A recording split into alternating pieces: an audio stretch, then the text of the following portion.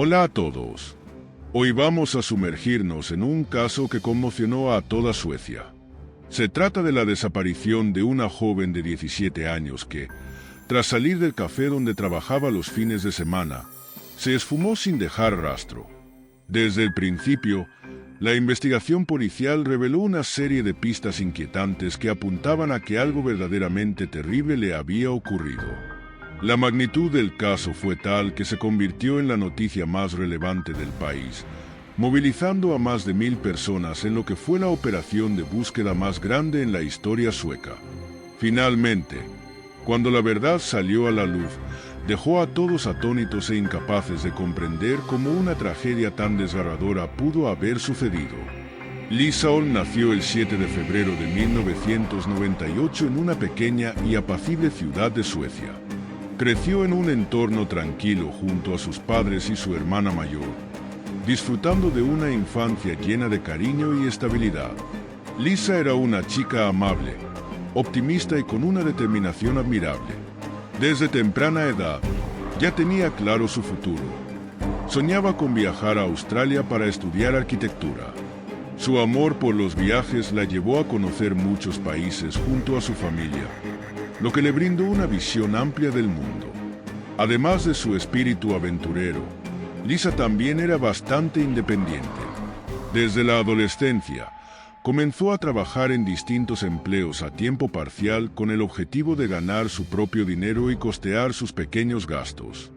En el verano de 2015, cuando tenía 17 años, consiguió lo que sería su primer trabajo serio en un café ubicado a unos 40 minutos en coche de su hogar. Durante las primeras semanas, sus padres la llevaban y recogían todos los días, pero poco después, su padre decidió comprarle un scooter para que pudiera trasladarse por su cuenta. Lisa tenía licencia para manejar ese tipo de vehículo, aunque todavía no podía obtener el permiso de conducir un automóvil, ya que la edad mínima para ello era 18 años. Este regalo la llenó de emoción, pues significaba un paso más hacia su independencia. Sin embargo, sus padres, preocupados por su seguridad en la carretera, acordaron que al principio su padre la acompañaría en su auto mientras se acostumbraba a manejar sola. Lisa solo trabajaba los fines de semana, y su padre continuó acompañándola cada mañana y recogiéndola por las tardes hasta el 7 de junio, día en que por primera vez la dejó conducir hasta el café sin supervisión.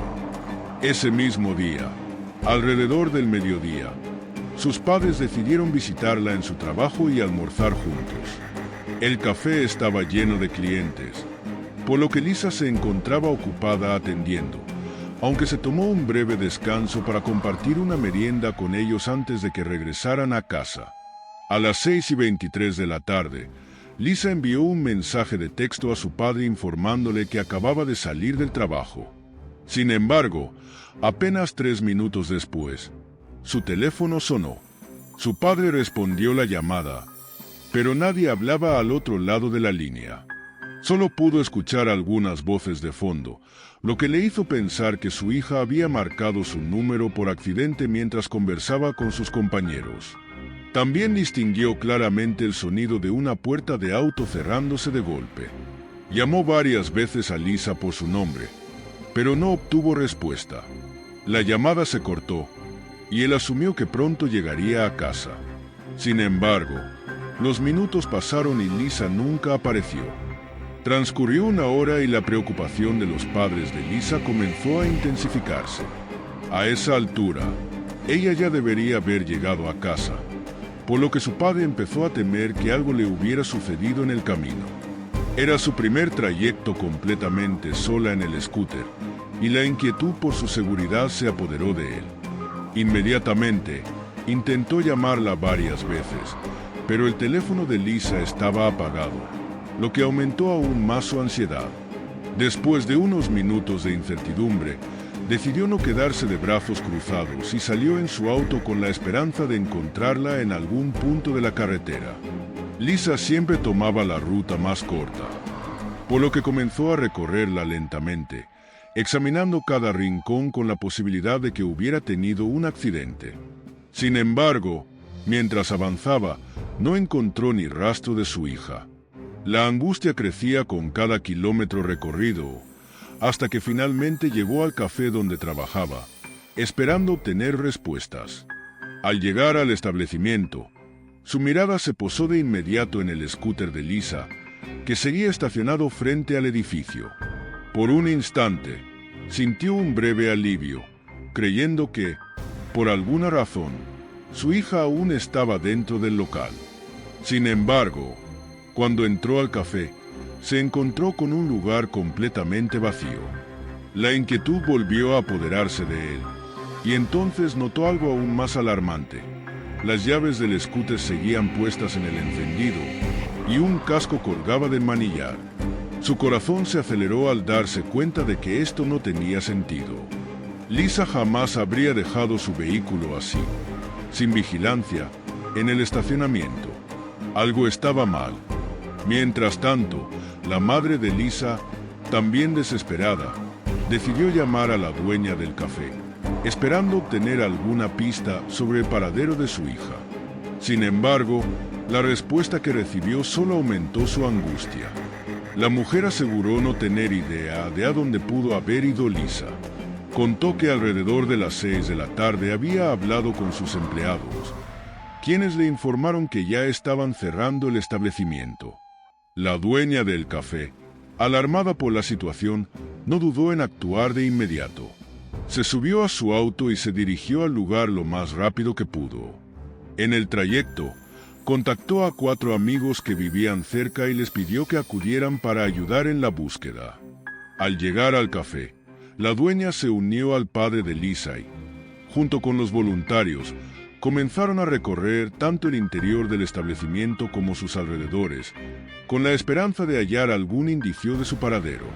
Su última esperanza era que Lisa, por algún motivo desconocido, hubiera decidido tomar un autobús en lugar de usar su scooter. Tras verificar el horario, la madre y la hermana mayor de Lisa decidieron conducir hasta la parada de autobús en la ciudad, con la esperanza de encontrarla allí. Sin embargo, esta hipótesis no se confirmó, ya que Lisa no estaba en el autobús. Ante la creciente preocupación, sus familiares se pusieron en contacto con la policía a la 1 de la tarde, justo cuando el día comenzaba a oscurecer. De inmediato, las autoridades lanzaron una búsqueda intensiva. El hecho de que el scooter de Lisa se hubiera quedado en el estacionamiento con las llaves puestas llevó a los investigadores a considerar un posible secuestro. Casos como este eran extremadamente raros en Suecia, especialmente en una zona tan tranquila y remota como la ciudad donde vivía Lisa. Por lo tanto, la policía desplegó varios grupos de búsqueda con perros, mientras que otros oficiales comenzaron a visitar cada casa cercana al café en busca de pistas. Mientras tanto, los compañeros de clase de Lisa y sus amigos se enteraron de su desaparición y comenzaron a difundir la noticia en las redes sociales, con la esperanza de atraer la atención de posibles testigos. La búsqueda continuó durante toda la noche, pero no se obtuvo ningún resultado.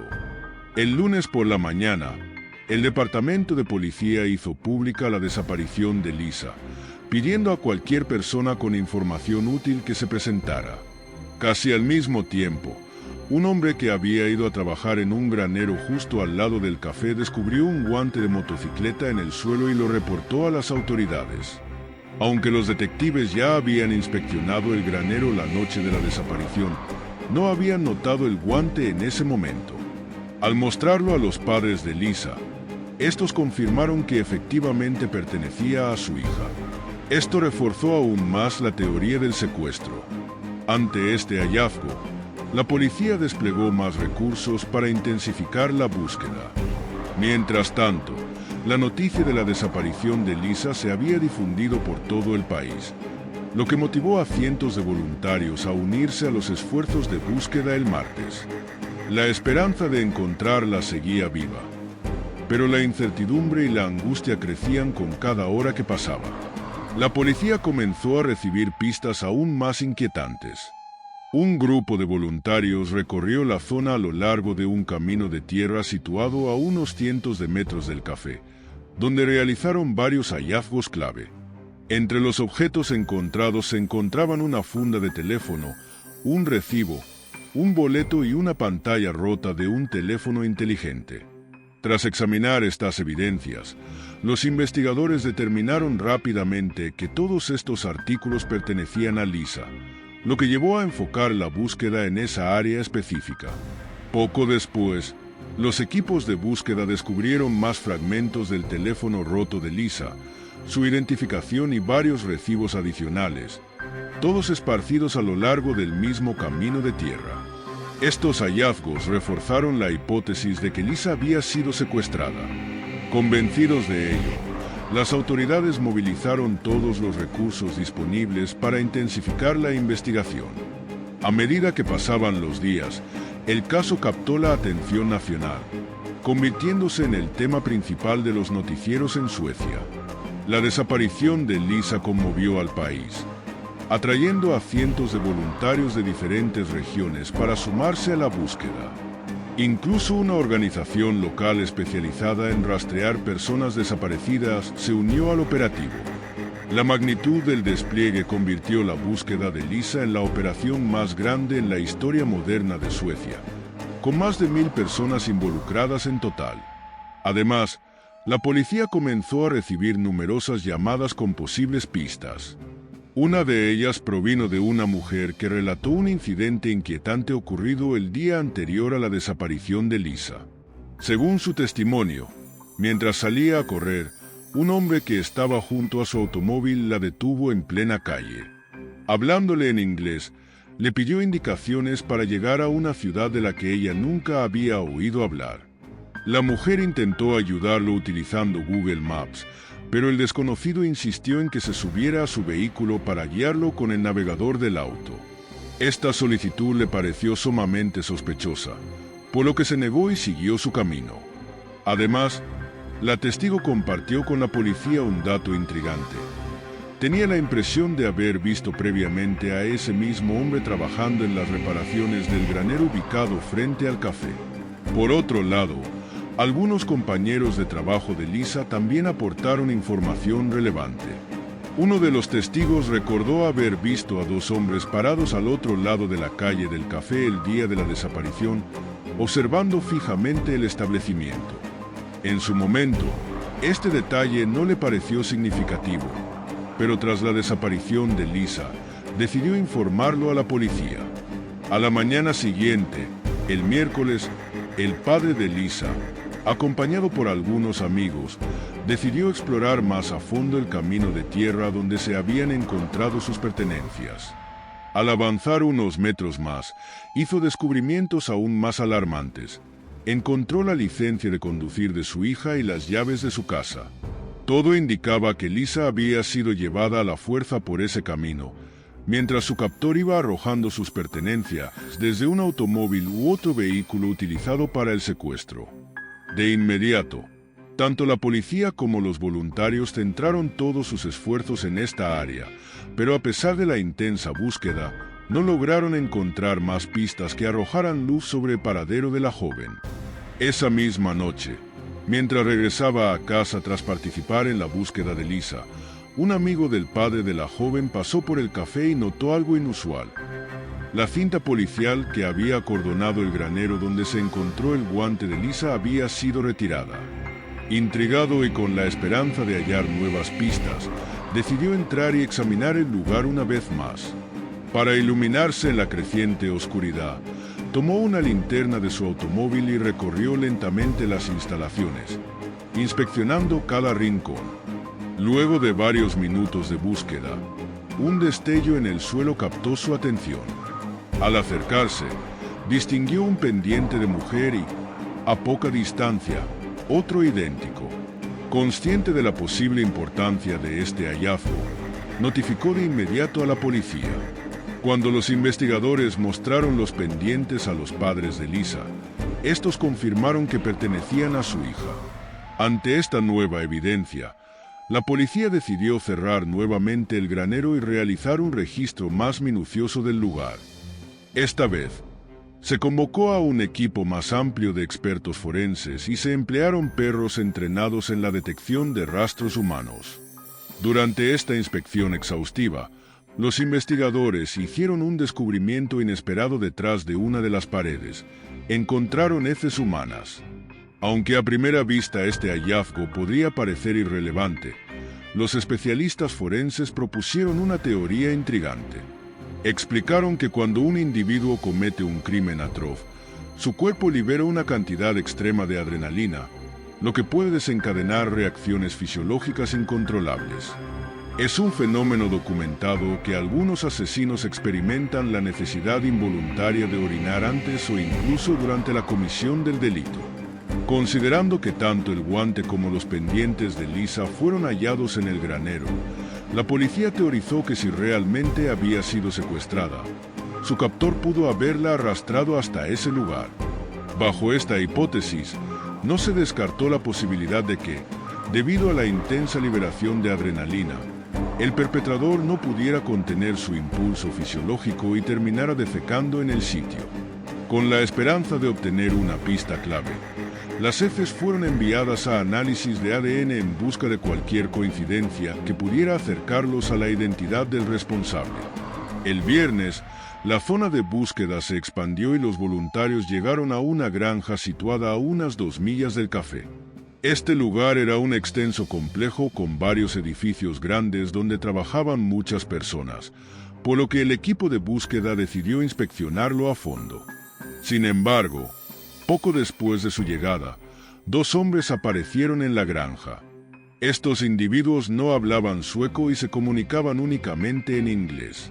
Uno de ellos afirmó que la policía ya había inspeccionado el lugar, pero el líder del equipo de búsqueda no tomó sus palabras como un hecho. Consideró que, de ser cierto, él lo habría sabido, por lo que optó por continuar con la búsqueda sin dejarse influenciar. Los 2 hombres permanecieron en la granja un tiempo, caminando entre los edificios y observando a los voluntarios mientras estos realizaban su labor. Finalmente, se alejaron sin hacer más comentarios. Aproximadamente 1 hora después, los miembros del equipo hicieron un hallazgo inquietante. Detrás del establo, bajo una pila de ramas, encontraron un casco de motocicleta, una chaqueta y unos auriculares. Ante la importancia del descubrimiento, la policía llegó de inmediato al lugar y confirmó que todos estos objetos pertenecían a Lisa. Con esta nueva evidencia, se envió un equipo de expertos forenses para llevar a cabo una inspección más detallada en la granja, con la esperanza de encontrar más pistas que pudieran esclarecer lo ocurrido. Los detectives también prestaron especial atención a la historia sobre los 2 hombres misteriosos que intentaron persuadir a los voluntarios de abandonar la búsqueda en la granja. Este detalle les resultó llamativo, ya que recordaron el testimonio de una mujer que días antes había encontrado a un hombre sospechoso que hablaba en inglés mientras corría. De hecho, desde los primeros días de la investigación, la policía ya tenía sospechas sobre ciertos individuos. Como parte de la búsqueda inicial, habían visitado todas las casas cercanas al café y descubrieron que en una de ellas residían 2 hermanos originarios de Lituania junto con la esposa de uno de ellos. Curiosamente, los 3 se comunicaban en inglés y no hablaban sueco, siendo las únicas personas en varias millas a la redonda que no dominaban el idioma local. Las autoridades también contaban con diversas razones indirectas para sospechar de los hermanos. Ambos trabajaban en el granero ubicado al otro lado de la calle del café, así como en la granja donde se halló el casco de Lisa. Conocían bien estos sitios y, además, el camino de tierra en el que se encontraron algunas de las pertenencias de la joven conducía directamente a su casa. Dado que en ese momento no había otros sospechosos, la policía tomó la decisión de interrogarlos a los 3. Mientras tanto, los expertos forenses, acompañados por los voluntarios, llegaron a la granja para continuar con la inspección minuciosa del área. Durante la búsqueda, su atención fue capturada por un antiguo remolque ubicado en el terreno. Estaba rodeado de hierba alta, lo que indicaba que no se había utilizado en años, pero justo junto a la puerta, la vegetación estaba aplanada, como si algo hubiese estado allí recientemente. Además, Una parte de la hierba estaba atrapada debajo de la puerta, sugiriendo que ésta había sido abierta hace poco tiempo. Al ingresar al remolque, los forenses fueron recibidos por un olor penetrante y nauseabundo a descomposición. El interior albergaba varios casilleros para ropa, lo que sugería que en algún momento había sido utilizado como vestuario para los trabajadores de la granja. La mayoría de los casilleros estaban cerrados, excepto uno, lo que despertó sospechas inmediatas. Con gran cautela, los expertos comenzaron a abrir cada compartimiento hasta que finalmente descubrieron lo peor. El cuerpo de Lisa estaba escondido dentro del casillero que había permanecido entreabierto, cubierto parcialmente por una pila de ropa vieja y trapos. A pesar del reducido tamaño del espacio, el agresor había logrado meterla dentro. El estado en el que se encontraba la víctima era escalofriante. Lisa tenía una cuerda alrededor del cuello y una gran cantidad de cinta adhesiva sobre su cabeza. Su pantalón había sido bajado y su camisa subida. Tras un minucioso análisis, los especialistas determinaron que la causa de su muerte fue asfixia por estrangulamiento. Sin embargo, tras una evaluación exhaustiva, no se hallaron signos de agresión sexual. Todas las prendas de Lisa fueron enviadas al laboratorio para un análisis exhaustivo, mientras que la impactante noticia sobre el hallazgo de su cuerpo se esparció rápidamente por toda Suecia. Desde el momento de su desaparición, el caso había acaparado los titulares del país. Pero cuando la verdad sobre su brutal asesinato salió a la luz, la conmoción fue generalizada. Crímenes de esta magnitud eran extremadamente inusuales en Suecia, y la idea de que alguien pudiera cometer un acto tan atroz dejó a la población en estado de shock. El mismo día en que se descubrió su cuerpo, ocurrió algo inquietante que dejó a muchos perplejos. Un grupo de usuarios de YouTube encontró un vídeo publicado 13 días antes del asesinato con un título perturbador: 13. El vídeo mostraba un temporizador de cuenta regresiva, pero lo más desconcertante era el nombre del canal que lo había subido: Lisa. La noticia sobre este extraño vídeo no tardó en viralizarse y en llegar a los medios de comunicación, provocando especulaciones y teorías de conspiración entre el público. Muchas personas comenzaron a preguntarse si alguien había predicho el asesinato de Lisa, pero la verdad resultó ser mucho menos misteriosa. Todo indicaba que alguien había cambiado tanto el nombre del canal como el título del vídeo después de que la noticia del crimen se hiciera pública. No estaba claro si el responsable buscaba alimentar teorías conspirativas o si simplemente se trataba de una broma macabra y de mal gusto. Mientras tanto, la policía redoblaba esfuerzos para dar con el asesino lo antes posible. Para ese momento, los investigadores ya habían detenido a los dos hermanos y a una mujer, quienes negaron rotundamente cualquier implicación en el crimen. Aseguraron que, al momento del secuestro de Lisa, los tres se encontraban en casa y se brindaron coartadas entre sí. Según sus declaraciones, el hermano mayor, Narais, estaba dormido en su habitación, mientras su esposa preparaba la cena y el hermano menor pasaba el tiempo en la computadora. Narais también agregó que se despertó alrededor de las 8 de la tarde y salió a la gasolinera, donde compró pizza y cigarrillos. Sin embargo, los detectives no quedaron convencidos de sus declaraciones, pues resultaba evidente que los tres podrían estar encubriéndose mutuamente. Los investigadores tomaron muestras de ADN de los sospechosos, pero, en un principio, no encontraron ninguna prueba que los vinculara directamente con el asesinato de Lisa. Sin embargo, esta situación no se mantuvo por mucho tiempo. Los expertos forenses continuaron su meticuloso trabajo en el granero y en la granja, empleando todos los recursos disponibles y una gran cantidad de mano de obra. Sus esfuerzos no tardaron en dar frutos. Dentro del granero, encontraron una pequeña habitación tipo oficina con una gran ventana que daba directamente al café. Al examinar minuciosamente este espacio, los forenses hallaron 15 rastros de semen dispersos en las paredes y el suelo, justo cerca de la ventana. Todo indicaba que alguien había estado en esa habitación observando a los empleados del café, incluida Lisa, mientras se satisfacía. Inmediatamente, las muestras fueron enviadas al laboratorio, donde los expertos lograron extraer los perfiles genéticos de cada una. Los resultados fueron contundentes. Los 15 rastros de semen coincidían con el ADN de Naris, el hermano mayor de 35 años. Pero eso no era todo. También descubrieron que las heces encontradas en el granero le pertenecían a él.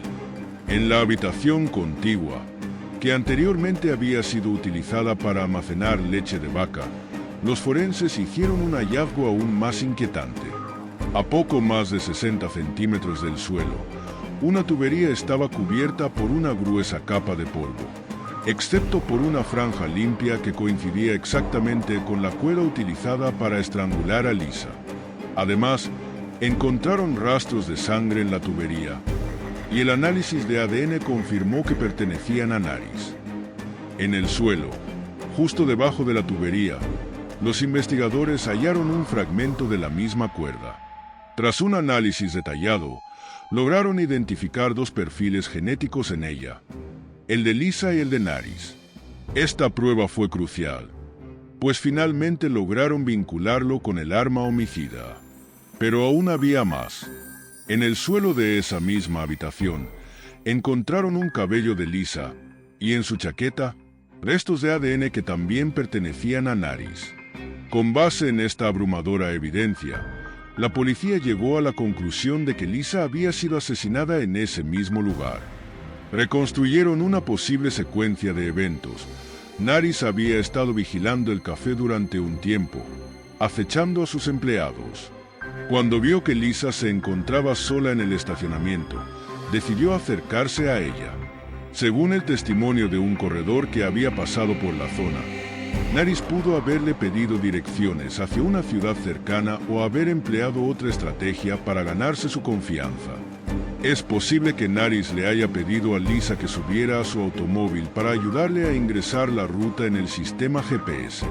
Considerando que ella era una persona bondadosa y siempre dispuesta a ayudar, no sería extraño que accediera sin dudarlo.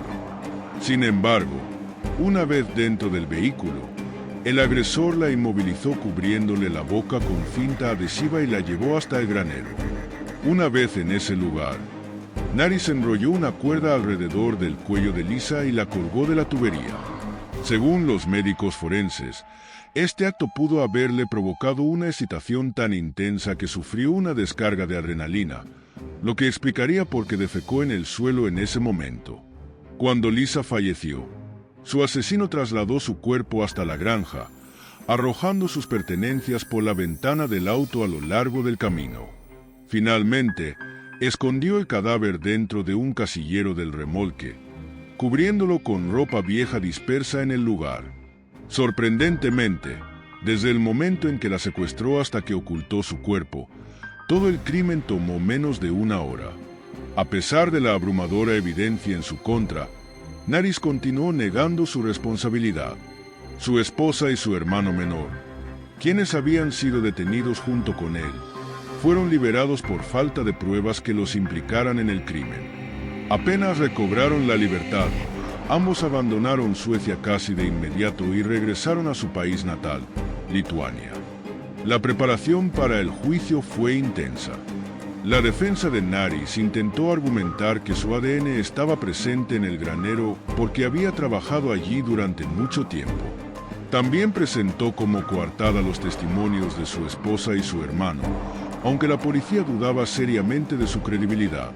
Ante el tribunal, estos elementos podrían haber jugado a su favor.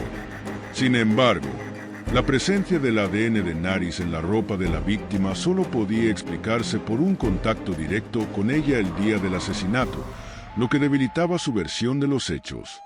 Además, la policía encontró a un testigo que había visto su auto cerca del café poco antes y poco después del secuestro de Lisa, proporcionando un testimonio clave en su contra. De acuerdo con los testimonios, el automóvil pasó repetidamente por la carretera que conecta el café con la granja, en varias ocasiones, justo en el periodo en que se suponía que Nariz estaba en su casa durmiendo, según lo indicado por su hermano y su esposa.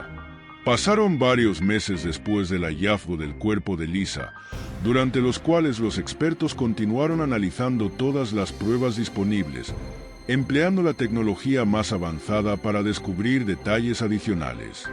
Finalmente, lograron identificar rastros de ADN en casi toda la ropa de Lisa, incluso en el interior de su ropa interior. A medida que el caso seguía siendo de interés público en todo el país, los investigadores intensificaron la búsqueda de nuevas pruebas que pudieran influir en el proceso judicial y fortalecer aún más la acusación contra Nariz. Incluso viajaron a Lituania para interrogar nuevamente a su esposa y hermano. La esposa continuó afirmando que no había salido de la casa entre las 6 y las 8 de la tarde, pero cuando fue el turno de su hermano menor, los detectives finalmente lograron obtener la información que necesitaban. Después de exponerle todas las pruebas contra su hermano y detallar lo que había hecho con Lisa, el hombre decidió confesar. El hermano menor reveló que Nariz, en realidad, no había estado en casa esa noche y que regresó aproximadamente a las 7:30 de la tarde, cubierto de tierra. Según su relato, inmediatamente lanzó toda su ropa a la lavadora. Cuando la policía comenzó a interrogar a los residentes de la casa, Nariz le susurró a su hermano que les dijera que él había estado en casa en ese momento.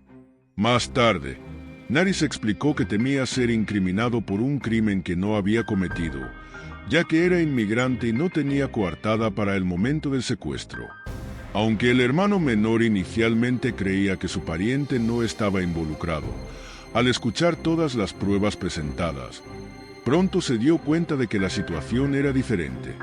El funeral de Lisa se celebró solo un mes después de su brutal asesinato. La iglesia donde tuvo lugar la ceremonia tenía capacidad para solo 130 personas, pero la multitud fue mucho mayor de lo esperado, por lo que se tomaron medidas especiales. Los organizadores decidieron instalar bancos adicionales y pantallas grandes afuera del recinto para que todas las personas que acudieron pudieran presenciar el acto. Este gesto permitió que más personas pudieran rendir homenaje a la joven.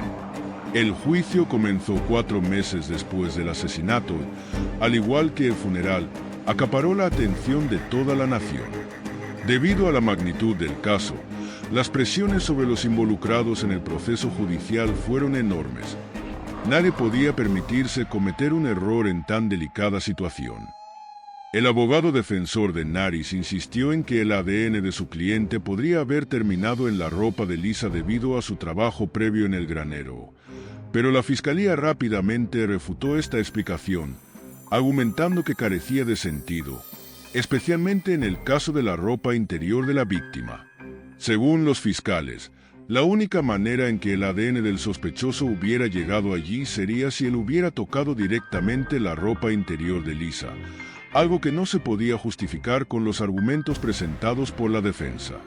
En un intento por cambiar la dirección del juicio, el abogado intentó sugerir que el verdadero culpable era el hermano menor de Nariz, argumentando que éste podría haber tomado varias muestras del ADN de Nariz y haberlas colocado en el cuerpo de Lisa y en la escena del crimen. Sin embargo, el abogado no pudo explicar cómo era posible que se hubiera manipulado de esta manera el ADN. El juicio, que se extendió por un mes, culminó con Nariz siendo declarado culpable de asesinato y se le impuso una sentencia de cadena perpetua en una prisión de máxima seguridad. Aunque las prisiones en Suecia suelen ser más modernas y estar mejor equipadas que en otros países, la cárcel donde Nariz fue ingresado no se alejaba mucho de un hotel de 3 estrellas, lo que causó cierto debate sobre el trato a los reclusos.